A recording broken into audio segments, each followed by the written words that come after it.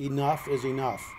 The Austin Police Department is not going to stand by and idly and watch as our neighbors and our friends are killed needlessly. We have what's called our Pedestrian Enforcement Safety Team. And this is a team of officers that go out, and we'll put male officers, female officers, older officers, younger officers in plain clothes. Sometimes we'll have them pushing a shopping cart. Sometimes we'll have them with a stroller at crosswalks. And, you know, I've got news for people. Pedestrians have the right of way. So what we're doing out here is we have an officer in plain clothes who's acting as a pedestrian. And what he's going to do is he's going to step off into the sidewalk, off the sidewalk into the crosswalk, approximately 6 feet into the crosswalk. And what he's doing is he's placing himself in the crosswalk. He's actually close to the beginning of the #1 lane. And it's the vehicle's responsibility now to stop and yield to him to allow him to safely cross the street. It's not his responsibility to step out into traffic. It's the vehicle's responsibility to stop to him and let him pass safely. This vehicle stopped, the white car in the #2 lane. The white car in the adjacent lane did not stop for him. Therefore, they did not yield to a pedestrian in the crosswalk.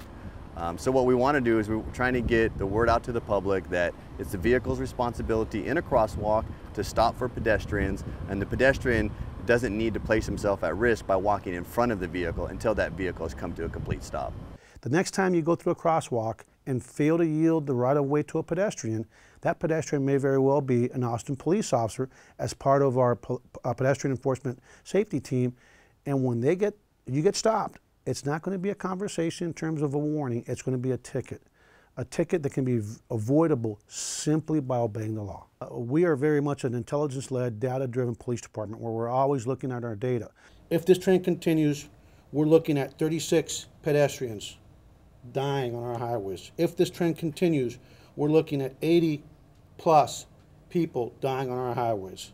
But we are going to target locations where we know it's high pedestrian, high vehicular, and that there's a lot of conflict throughout the city. And then we're also going to target places where we know we have a problem with crashes involving pedestrians. It's only you can prevent the crashes. All we can do with the police department is change behavior, hopefully through this educational process, or B, through a ticket. But at the end of the day, we can't stop you from crashing, only you can, and the only way you're going to do that is by obeying the law.